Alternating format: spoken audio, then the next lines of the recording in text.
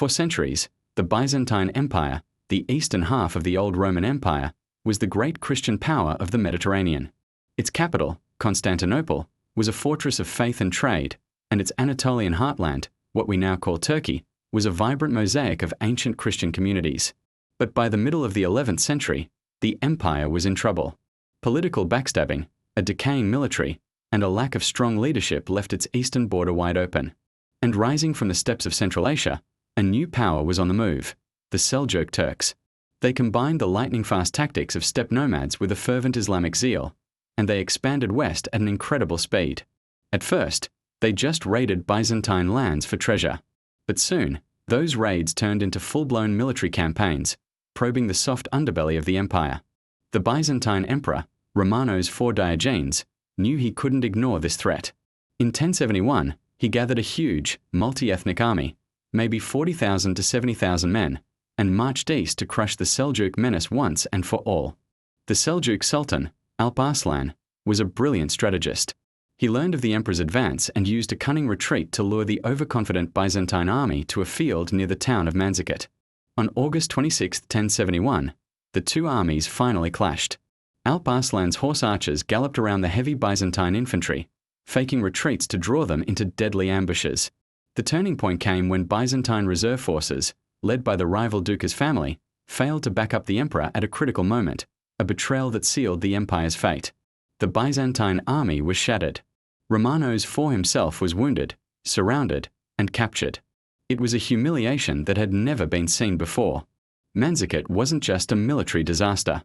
It was a mortal blow from which the Byzantine Empire would never truly recover. Although Alp Arslan released the emperor for a ransom, civil war erupted back in Constantinople, creating a power vacuum. The empire's defenses in Anatolia simply collapsed. This defeat is seen as the moment that threw open the gates of Anatolia to waves of Turkic settlement. The Christian heartland began a slow, centuries-long transformation. The stage was now set for the next violent chapter, a furious reaction from the Christian West that would drench Anatolia in blood all over again. The news from Manzikert sent shockwaves through the Christian world. The Byzantine emperor, Alexios I Komnenos, was desperate. He sent a plea to Pope Urban II in 1095, asking for professional soldiers to help him fight the Seljuks. The Pope's answer was far bigger than anyone expected. At the Council of Clermont, he called on all of Western Europe to take up arms. This wasn't just about helping the Byzantines, it was an armed pilgrimage to reclaim the holy city of Jerusalem itself. This was the birth of the First Crusade. Tens of thousands of European knights, soldiers, and pilgrims answered the call, marching east straight into the Anatolian battleground. In 1097, they laid siege to Nicaea, the capital of the Seljuk Sultanate, and took it. Just after this, on July 1, 1097, the Crusaders met the full force of the Seljuk army at the Battle of Dorylaeum.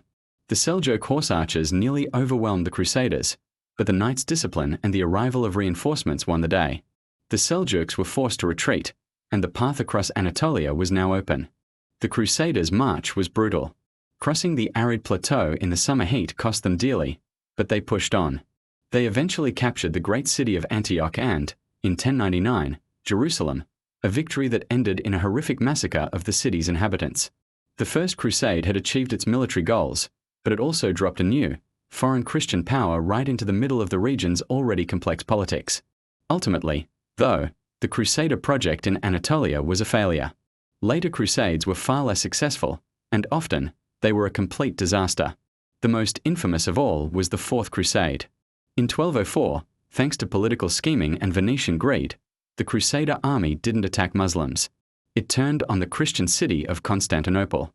For 3 days, the Knights of Western Christendom sacked the greatest city in Eastern Christendom. They looted its treasures, defiled its churches, and murdered its people. The sack of Constantinople was a cataclysm. It shattered the Byzantine Empire, which broke into smaller states. The Byzantines did retake their capital in 1261, but the empire was a shadow of its former self, impoverished, broken, and too weak to defend itself. The Fourth Crusade dealt a fatal blow to Byzantine power, quickened the decline of Eastern Christianity, and created a bitterness between the Catholic and Orthodox churches that has lasted for centuries. The final chapter in this story isn't one of clashing armies. It's one of systematic extermination. By the late 19th and early 20th centuries, the once mighty Ottoman Empire, the successor to the Seljuks, was in terminal decline. As the empire crumbled, a new, aggressive Turkish nationalism took hold among its leaders, especially a party called the Committee of Union and Progress, better known as the Young Turks. Their goal was to build a new, ethnically pure Turkish state. That ideology had no place for the empire's ancient Christian minorities, the Armenians, Greeks, and Assyrians. The violence had started years before. Between 1894 and 1896, the Hamidian massacres saw up to 300,000 Armenians killed. But the outbreak of World War I in 1914 gave the Young Turk government the perfect cover to enact its final solution to the Armenian question. On April 24, 1915, the government arrested and deported hundreds of Armenian intellectuals and leaders from Constantinople, a move designed to destroy the community's leadership. What came next was the Armenian Genocide. The government claimed it was a necessary wartime measure, but this was no relocation. It was a death sentence. Men were often shot on the spot. Women, children, and the elderly were forced on death marches into the Syrian desert without food or water, where they were robbed, raped, and slaughtered. An estimated 1.5 million Armenians died. But the Armenians weren't the only ones. In a parallel campaign, Ottoman forces targeted the empire's other Christian peoples. The Assyrians of southeastern Anatolia suffered their own genocide, known as Sappho, or the Year of the Sword, with hundreds of thousands killed. At the same time, the Ottoman Greeks in Anatolia and the Black Sea region were hit with massacres, deadly forced labor, and death marches in what is now recognized as the Greek Genocide. The violence didn't stop when the war ended. The Turkish War of Independence brought more massacres of the remaining Christians. The final act came in 1923, with the Treaty of Lausanne. This treaty ordered a compulsory population exchange between Greece and the new Republic of Turkey. More than 1.2 million Greek Orthodox Christians, whose families had lived in Anatolia for 3,000 years, were forced out, while about 400,000 Muslims had to leave Greece. This exchange sealed the new reality on the ground. The land that was once the cradle of early Christianity, home to the 7 churches of the Apocalypse, was now almost entirely Muslim. We know this is a difficult and often overlooked history, but if you found this exploration valuable, please consider subscribing to the channel and hitting that notification bell. Let us know your thoughts in the comments below. What part of this story should we dive into next? The story of the Christian wars in Turkey is a long, brutal epic that spans nearly 1,000 years.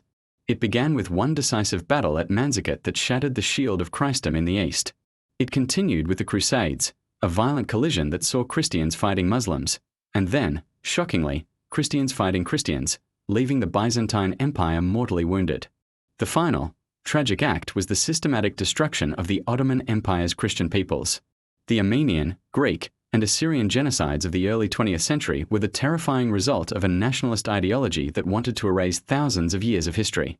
Together with forced population exchanges, these events led to the near disappearance of Christianity from Anatolia. What was once a land defined by its Christian faith became, through war, conversion, and extermination, the modern, predominantly Turkish and Muslim nation we know today. It's a painful history, but it's a vital reminder of how war and ideology can change the face of a civilization forever.